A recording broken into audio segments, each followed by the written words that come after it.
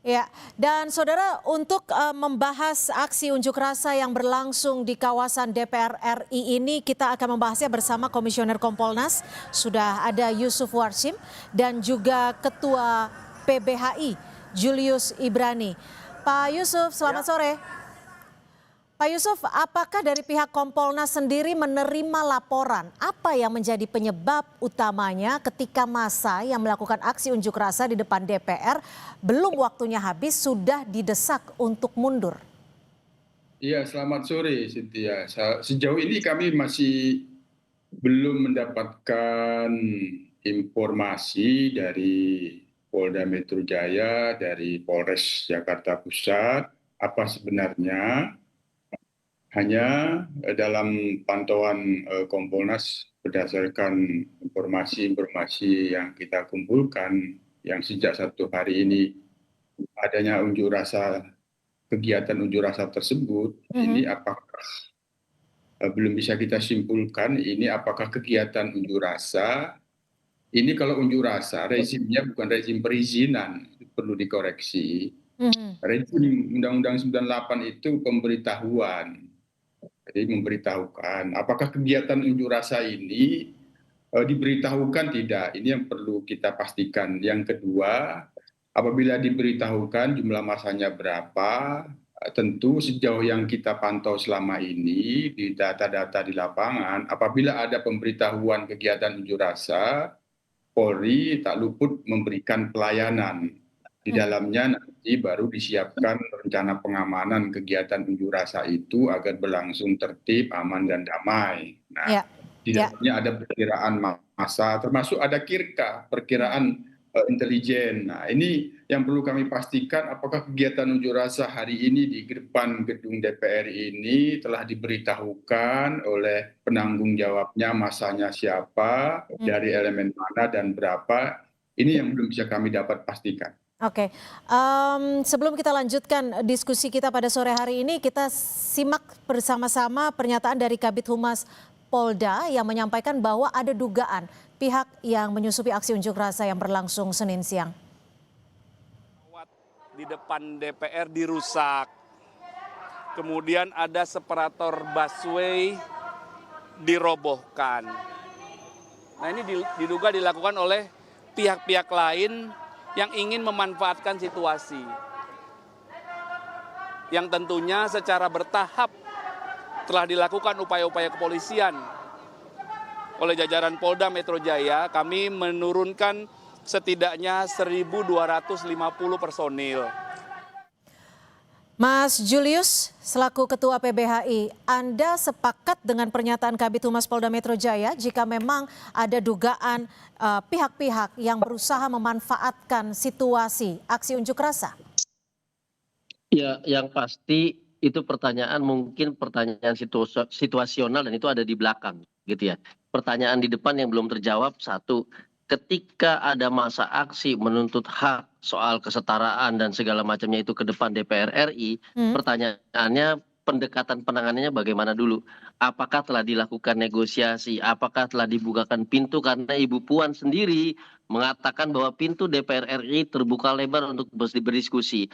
Yang ketiga, apakah juga kalau sudah ditengarai akan ada provokasi, ada informasi intelijen, akan ada penunggangan segala macam, ada mitigasinya atau tidak? Nah, ini yang belum dijelaskan di depan, sehingga menurut kami kalau dia bicaranya sudah ketika kisruh, sudah ketika terjadi bentrokan dan segala macamnya, ini masyarakat berasumsi seolah-olah bentrokan ini betul-betul tanda kutip dikondisikan, betul-betul disituasikan, sehingga ada alasan untuk membubarkan massa yang sedang crowded di sana. Nah, ini yang harus dihati-hatikan dalam memberikan setiap pernyataan. Ingat, setiap gunjang-ganjing di DPR itu secara otomatis menimbulkan kemarahan rakyat dan pasti langsung turun ke jalan. Jadi ini bukan satu dua peristiwa. Harusnya responnya itu sudah tanda kutip template. Dia sudah tahu bagaimana cara meredamnya, bagaimana cara menegosiasinya dan segala macamnya. Nah, ini Jadi yang Mas kita Julius, belum menurut dengar. Anda dalam aksi unjuk rasa yang berlangsung sejak siang tadi ada treatment yang berbeda seperti itu? Oh jelas ada treatment yang berbeda gitu karena tim kami di lapangan kami belum melihat ada pendekatan-pendekatan demokratis, pendekatan-pendekatan yang justru dimintai Bu Puan kan kami buka pintu masuk, ayo kita diskusikan apa itu belum kedengaran sama sekali. Tapi kami melihat tiba-tiba ada sekelompok orang lalu melakukan pembakaran, melakukan kerusakan dan segala macam. Jadi ada substansi inti yang hilang di situ lalu fokus kepada masalah-masalah yang diungkapkan di lapangan. Nah ini Oke. tidak akan menjawab persoalan. Ini akan terjadi terus-menerus dan tanpa ada mitigasi yang tepat, tanpa ada identifikasi yang jelas itu siapa dan bagaimana, masyarakat masih berasumsi bahwa itu dikondisikan, itu yang bahaya. Oke, Pak Yusuf, jika memang ini penanganannya, pendekatannya Anda dari Kompolnas, apakah ada catatan khusus ketika massa berunjuk rasa sejak siang tadi? Karena berdasarkan laporan di lapangan ini juga memang treatmentnya sudah berbeda sejak pagi tadi. Ada pagar DPR yang sudah dilumuri oli seperti itu. Iya, kan tadi saya sampaikan, namanya menyampaikan pendapat di muka umum itu hak konstitusional, apalagi DPR. Dipastikan DPR setiap hari namanya rumah rakyat, datang masyarakat menyampaikan aspirasinya.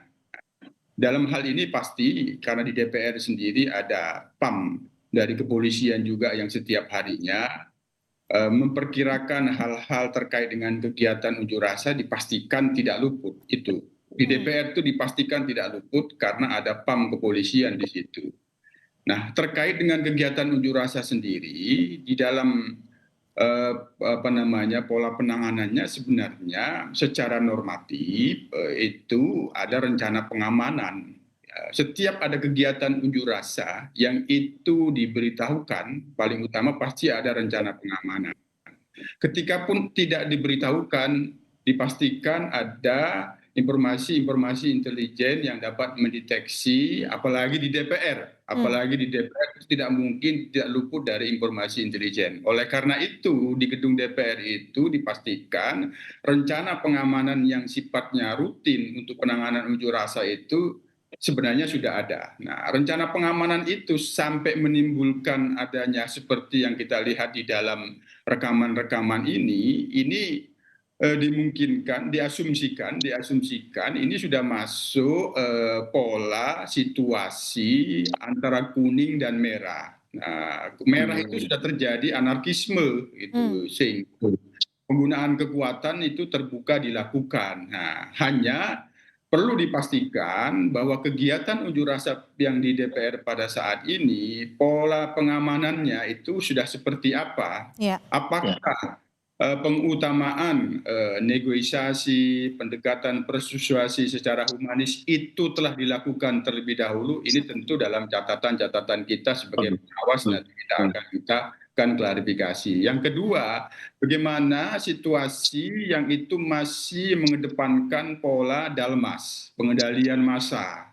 Pengendalian massa tanpa senjata apapun. Tidak ada itu. Nah, ini akan kita cek ke lapangan nanti bagaimana sesungguhnya yang terjadi di lapangan yang kemudian terjadinya yang seperti dalam gambar ini sudah yang menjadi kendala di sini Pak Yusuf dan Mas Julius adalah ketika aksi unjuk rasa belum ditemui oleh perwakilan dari DPR tapi sudah diminta untuk mundur. Kita masih akan membahasnya usai jeda, tetap bersama kami di Kompas Petang.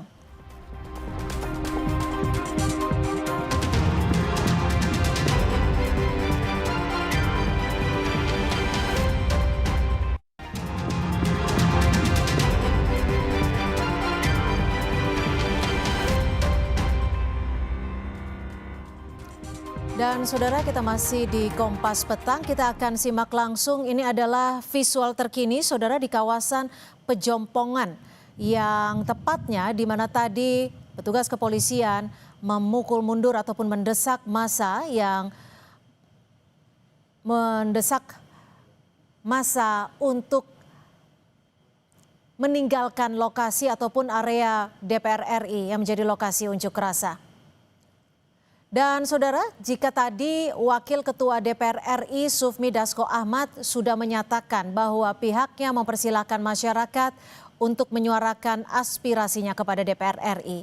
Menurut Dasko, pihaknya menghormati hak yang dimiliki masyarakat untuk berkumpul, serta menyatakan pendapat asalkan dapat disampaikan secara tertib.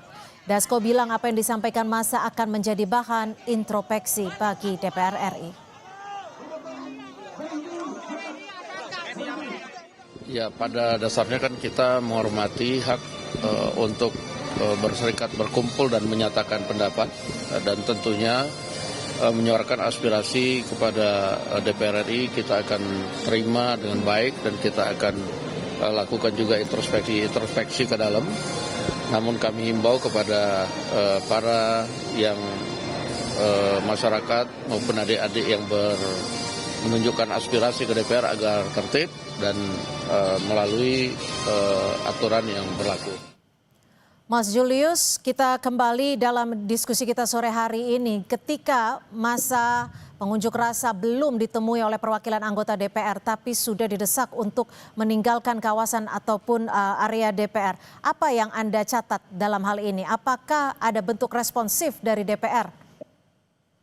Ya, itu yang tadi saya katakan. Jika tadi Bang Ade Ari belum menjelaskan bahwa apakah pintu untuk menyampaikan pendapat telah diakomodasi atau belum, apakah aspirasi telah diterima dan kemudian dibahas atau belum, tahu-tahu dihadapkan pada situasi ada bakar-bakaran, ada ini, lalu ada tim taktis untuk melakukan penindakan dengan senjata lengkap, maka masyarakat asumsinya itu memang sengaja dibubarkan, kondisi sengaja diciptakan lalu dibubarkan. Nah, ini yang tadi saya katakan di awal. Diciptakan maksud Anda dari pihak mana? Nah, ini yang harus dipertegas. Ketika tadi dikatakan bahwa ada pihak-pihak tertentu yang menunggangi tapi tidak bisa dijelaskan, maka yang tahu hanya pihak yang berwajib, maka yang tahu hanya pihak Polda Metro Jaya. Jadi mereka yang bertanggung jawab untuk menjelaskan itu akan seperti apa arahnya. Padahal tadi pintunya belum dibuka, padahal tadi prosesnya belum dilaksanakan. Ini kan tentu berbahaya asumsi itu jika berkembang liar. Itu yang pertama. Yang kedua adalah kita dihadapkan pada situasi di mana program legislasi DPR ini selalu bermasalah terkait dengan ruang aspirasi. Di demo karena akomodasi tentang aspirasinya tidak ada, karena forumnya tidak ada, pintu tidak terbuka. Nah, hari ini, peristiwa ini justru menguatkan bahwa proses legislasi itu dianggap anti demokrasi. Karena ada orang mau memberikan aspirasi, keluhan, dan itu adalah hak konstitusional. Catat itu.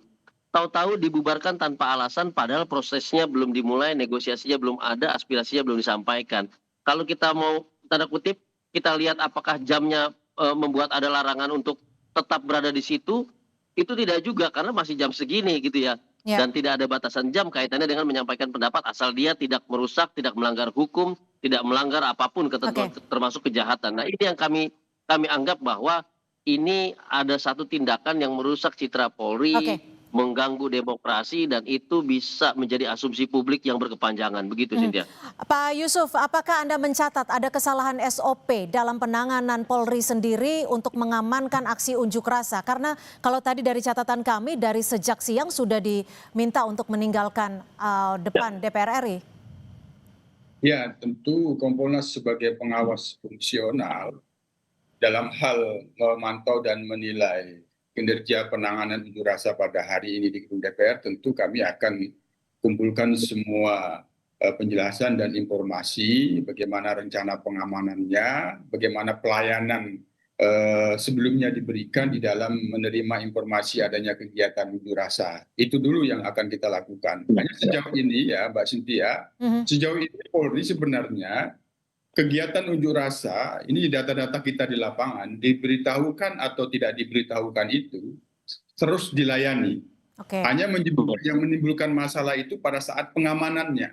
Pada saat pengamanannya itu memang sering menimbulkan bentrok ketika di dalam pengamanan di lapangan itu negosiasi persuasi yang itu tidak bisa tercapai, yang kemudian terlalu mengedepankan penegakan aturan yang itu mengesankan represif, itu pasti menimbulkan bentrok. Apakah seperti ini pengamanan kegiatan unjuk rasa di gedung DPR ini akan kita lihat lebih jauh, akan kami dalami, baru bisa kami simpulkan dan akan kami berikan penilaian dan kemudian memberikan saran-saran. Itu Mbak Cynthia. Hanya tentu sekali lagi kita berharap kegiatan unjuk rasa yang itu dilakukan pengamanan oleh kepolisian mengedepankan pola-pola yang humanis. Itu menjadi catatan kita terus-menerus. Yang kedua, hanya memang perlu dipastikan apakah ada kegiatan-kegiatan masyarakat di luar penyampaian aspirasi. Nah, kalau itu melakukan kerusakan, itu sudah di luar penyampaian aspirasi.